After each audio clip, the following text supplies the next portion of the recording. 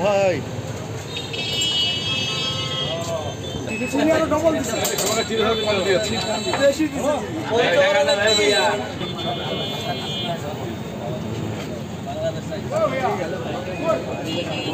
আমরা বিভিন্ন জায়গায় যাচ্ছি। এগুলো সাংগঠনিক সফর, অনেক ক্ষেত্রে সাংগঠনিক অফিসিয়ালি সফর না হলেও আমাদের যারা আমাদের নেতাকর্মী আছেন, আমাদের জন্য কাজ করছেন, তাদের সাথে কথা বলার জন্য বিভিন্ন জায়গায় যাওয়া।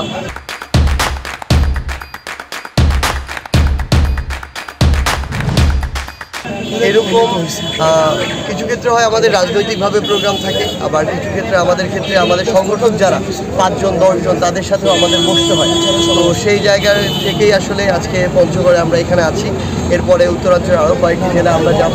এভাবে আসলে আমরা বাংলাদেশের প্রত্যেকটি জেলায় আমাদের সাংগঠনিক যে কার্যক্রম, কিছুগুলো আমাদের মত বিনিময় সভা বা জনসভার মতো হবে, আবার কিছুগুলো সংগঠকদের নিয়ে খুব ছোট পরিসরে হবে, যেটা অফিসিয়ালি না, বরং কিন্তু আমরা মনে করি আমাদের সাংগঠনিক কাজের জন্য এগুলো তাৎপর্যপূর্ণ।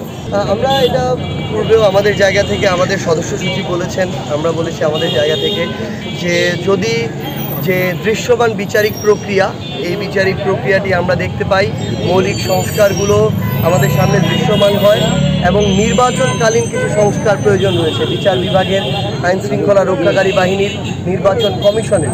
এগুলো সম্পন্ন হলে এপ্রিলে নির্বাচন নিয়ে আমাদের কোনো দ্বিমত নেই, কিন্তু তার পূর্বে এই নির্বাচনকালীন সংস্কারগুলো নিশ্চিত করতে হবে, বিচারগুলো দৃশ্যমান বিচারিক প্রক্রিয়াটি নিশ্চিত করতে হবে, মৌলিক সংস্কারের দৃশ্যমান অবস্থা আমরা দেখতে চাই।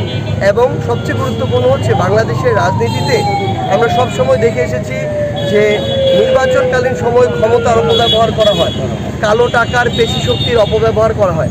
আমরা এই অভ্যুত্থান পরবর্তী বাংলাদেশের এই নির্বাচনে আমরা লেভেল প্লেয়িং একটি ফিল্ড দেখতে চাই, যেখানে ছোট দল হোক বড় দল হোক সবাই তাদের জায়গা থেকে স্বচ্ছ এবং এই সুষ্ঠু একটি নির্বাচনে একদম স্বয়ংক্রিয় এবং স্বয়ংসম্পূর্ণভাবে এই নির্বাচনগুলোতে তারা অংশগ্রহণ করতে পারবে।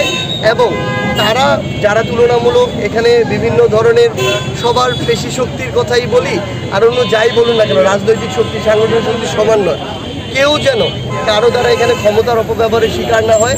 এবং যে অপ্রীতিকর ঘটনাগুলো আমরা বিগত নির্বাচনগুলোতে ভোট কেন্দ্র থেকে শুরু করে নির্বাচনী এলাকায় দেখেছি, ভোট কেন্দ্র দখল করা, ব্যালট চুরি করা, এই টাইপের ঘটনাগুলো যেন আমরা আগামীর বাংলাদেশের কোনো নির্বাচনে না দেখি।